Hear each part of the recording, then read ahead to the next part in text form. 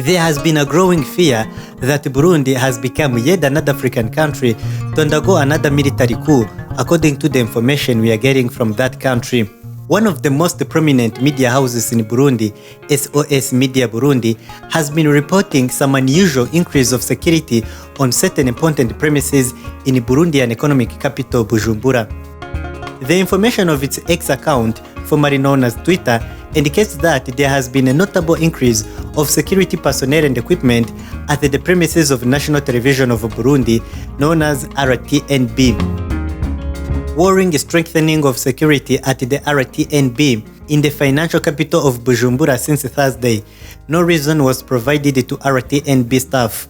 Heavily armed BSPI agents used police dogs to control those entering the RTNB premises and the few vehicles allowed to enter. According to the same media, the staff at the RTNB have not received any warnings or any other security notifications, and some of them have been surprised by the tightening of security at the gate, where it is said that the professional dogs are being used to search them. Other people have also been reporting increased security at the Bujumbura National Airport and the Parliament. Though there is no formal confirmation regarding this coup, it is important to remember that coups d'etat are very common in Burundi.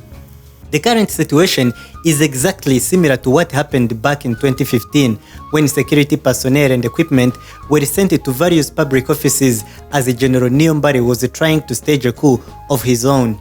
His plans failed and changed the whole political system of Burundi, and that's why there has been a shock in Bujumbura as people are seeing exactly the same scenes unfolding in front of them.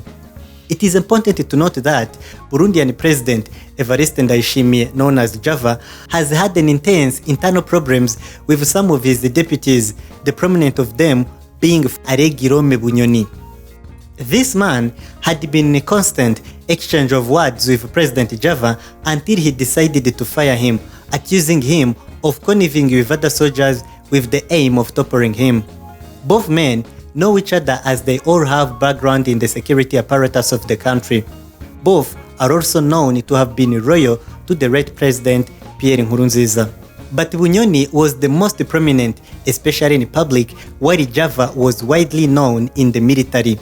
In 2020, at the end of his mandate, Pierre Nkurunziza had to make a decision on who would have to replace him as the next candidate of his party, CNDD, in the presidential elections. Bunyoni was among the most expected to be nominated, especially after he has proven his loyalty to President Nkurunziza, even at the detriment of his image. For instance, he had been implicated in the Human Rights Watch reports as someone who committed various crimes. Being nominated as the next president of CNDD would have been an incredible prize for his work. But instead, even surprisingly, President Nkurunziza opted for Java, mostly owing it to the will of the military who favored him beyond Bunyoni. Understandably, Bunyoni was extremely disappointed and bitter at their decision. Bunyoni is incredibly rich and is also super influential, so it was not ideal to leave him out of the picture completely. Even President Java knew that Bunyoni's anger was not in his best interest, since Bunyoni was still so powerful in both security and public domains. To calm the situation down, Java and his government decided to reintroduce the prime minister position, which had been scrapped since 1989. Obviously, Bunyoni was appointed as the new Prime Minister of Burundi, a strategy which was seen by many people as a way to appease him. This was particularly important, especially after the death of former President Pierre Nkurunziza. On one side, this was a risky move to Java since Bunyoni was described as his rival, but on the other side, this was incredibly masterful as it would avoid a powerful voice of Bunyoni's status to join the opposition, which would make the situation worse for Java. Bunyoni joined the new government, but within a few months, his disagreements with President was everywhere to be seen.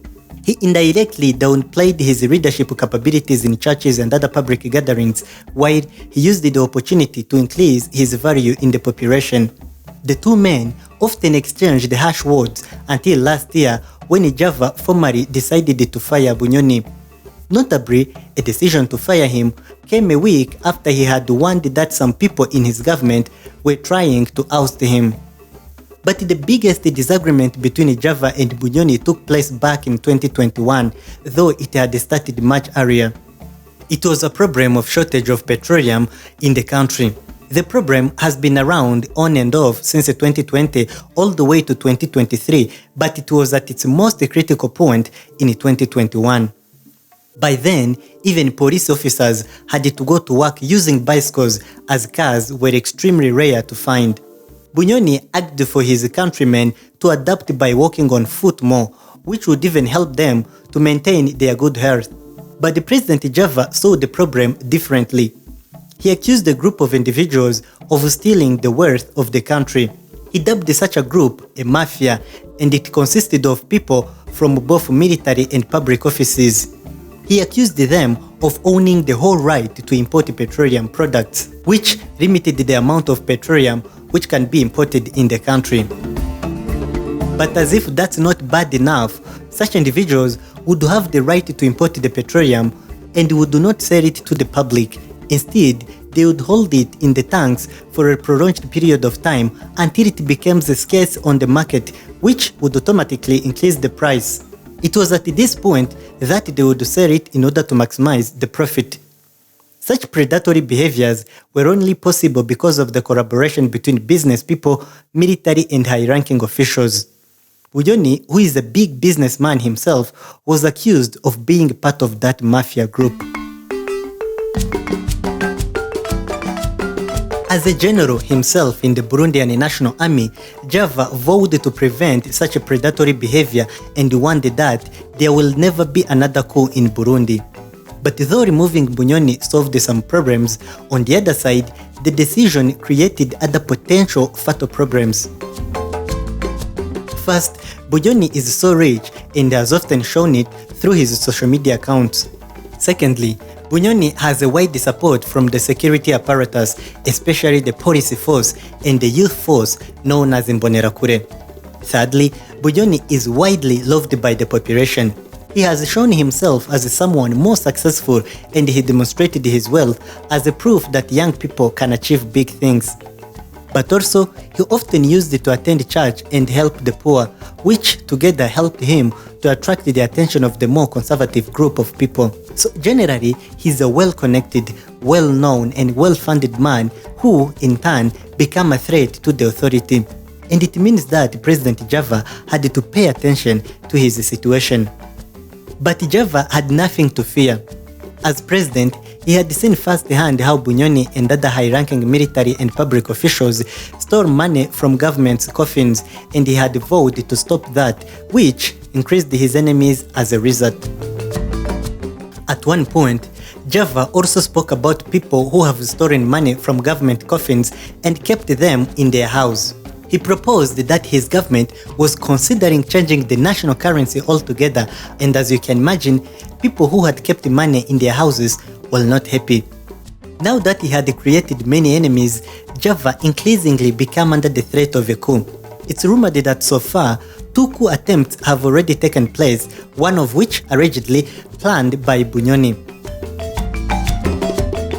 But on the other side, this increase of security might not just be a coup, but a strategy by President Java himself to strengthen his position, especially that he was about to spend some days abroad. First, the investigation regarding Bunyoni is ongoing, but people have started to ask many questions given that it has taken a long time. Secondly, it has been clear that coups are now easily allowed by the international community. Thus, if Java's enemies were to create a coup, the time couldn't be better. So Java might have seen this and decided to increase security on some very key and important offices given the risk of a coup he's dealing with. It is said that he has already survived the 2 coups in the 3 years he has been in power. Rumors have it that Rwanda, a neighboring country from the north, used its strong intelligence to warn him of the danger. Perhaps, just saying, Java might have been warned again and decided to react differently. Those who think that Java is behind the increased security relate it to the magical coincidence of the 2 key events. The first time the increased security was spotted at RTNB was Thursday, the first day that President Java had landed in Havana, Cuba for a working visit.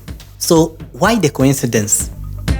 The last time a coup attempt took place in Burundi was in 2015. Back then, Rwanda was accused to be the mastermind of the whole thing, and it resulted in a bitter diplomatic relationship between both countries, which lasted for a few years. It was the rather separate coup in the Burundi's long history of coups. Now, the tiny country is the second to experience many coups across Africa, after Sudan. Out of 11 coups, 5 have been successful. The first attempted coup was on October 18, 1965.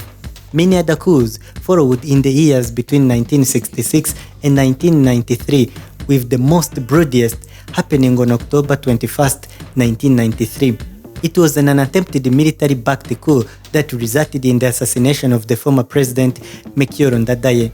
The attack helped to trigger a 10-year civil war that left an estimated 300,000 people dead. The latest was on May 30, 2015, when top army generals attempted to overthrow President Pierre Nkurunziza while he was visiting Tanzania. Thank you for watching. Subscribe to get more African coverage.